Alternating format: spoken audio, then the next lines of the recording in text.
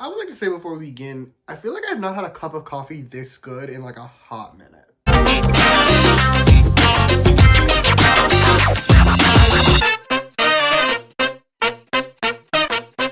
don't even know why. Like, it's just cold brew.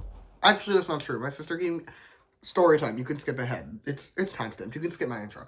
But my sister was in town and she got a big thing of cold brew, and then she gave me like the last cup worth because she didn't want to throw it out. I think maybe it's just a cold brew. I think maybe she got really good cold brew. That's not the point. We're not here to talk about coffee.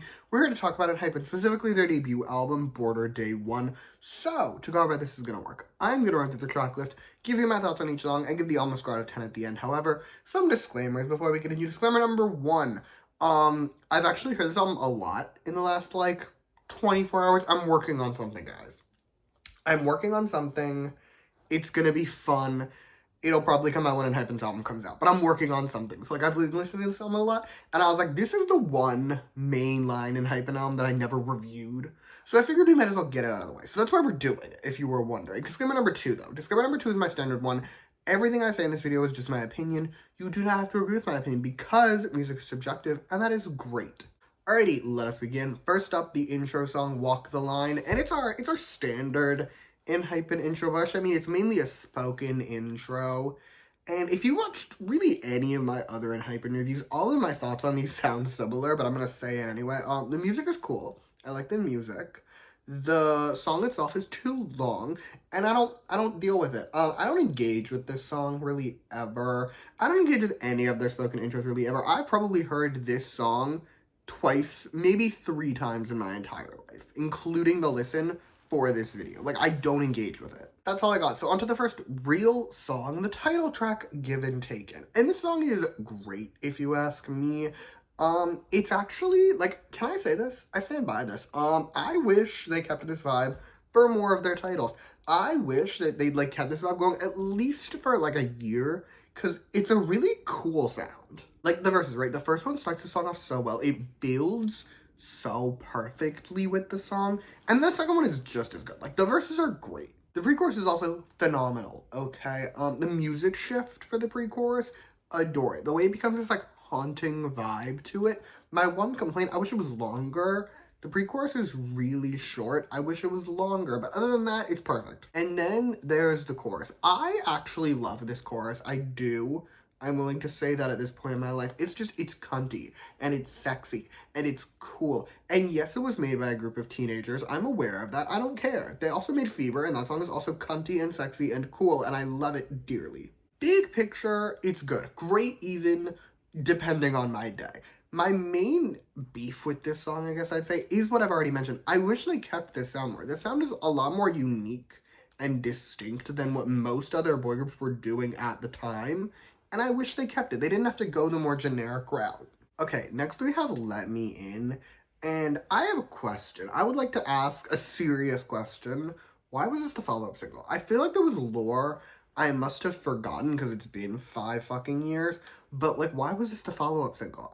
I don't get it. But either way, it's here. Let's discuss it for a second, okay? For the most part, it's good.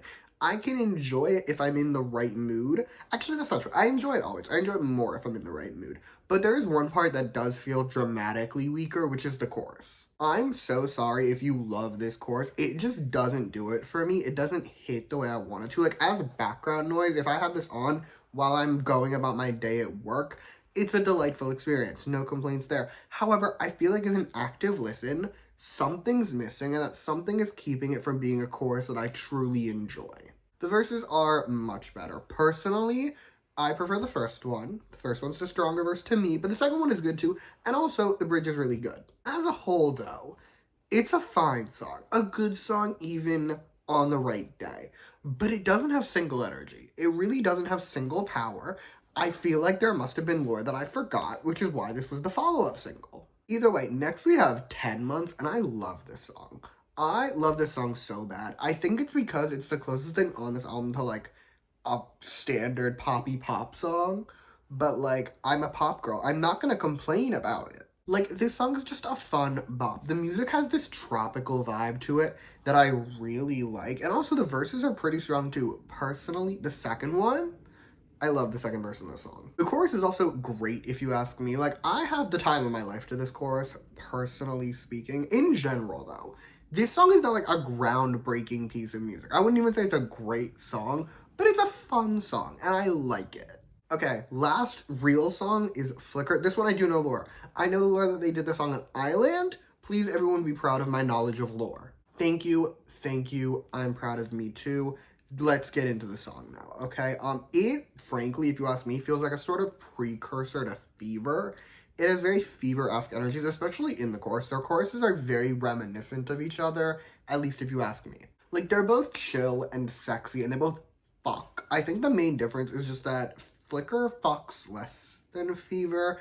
I pop dramatically less pussy to Flicker than I do to Fever. However, I think a big factor in that is that I've heard Fever, if that makes sense. Like, when this came out, I remember liking it a lot more simply because Fever didn't exist yet. Like, I hadn't heard the perfection that was Fever. However, as a song, like, Flicker on its own is still a good and enjoyable experience. And closing out the album is our outro, Cross the Line, and this is another one that's spoken, and another one I've heard maybe 3 times in my entire life, including this one. My main thoughts, it's there, it exists, the music is worse than on the intro. And that is all I have to tell you about the song. So with that, it is score time, and overall, I'm going to give it an 8.5 out of 10. I think the main thing holding this album back in the modern day is just that a lot of the songs on here are done better, like their sounds done better on later albums. I've said this about other groups too when I've reviewed debut albums. This is not an ENHYPEN exclusive issue, but it is like, I think it's interesting when you listen to an artist's debut album when they've been active for as long as ENHYPEN has, and you can be like, oh, okay, Flicker gives Fever, Give and Taken, it gives this song, like that kind of vibe, right? Like, a lot of the songs on here, not all of them, I think 10 Months is actually like probably the most unique in my mind. I don't know if that's true. There's like, the songs on here are just done better later, which does hold it back, but they're also still good songs. So yeah, 8.5 out of 10. And that is all I have for you today. Thank you so much for watching. Feel free to comment your thoughts on this album down below if you want to. Like and subscribe if you want to, or don't. I will be fine either way. You can also go to the description. I will put down there all of my ENHYPEN reviews. I have done like a lot. Be wary of that. I was looking through the list today because there was a part of my brain that was like, did you review ENHYPEN's debut album already and forget? I did not. So we're doing it now. But I had to check. I've done a lot of ENHYPEN reviews. So just like prepare yourself for that. They'll all be in the description. You may watch them if you so choose. And yeah, thank you again for watching.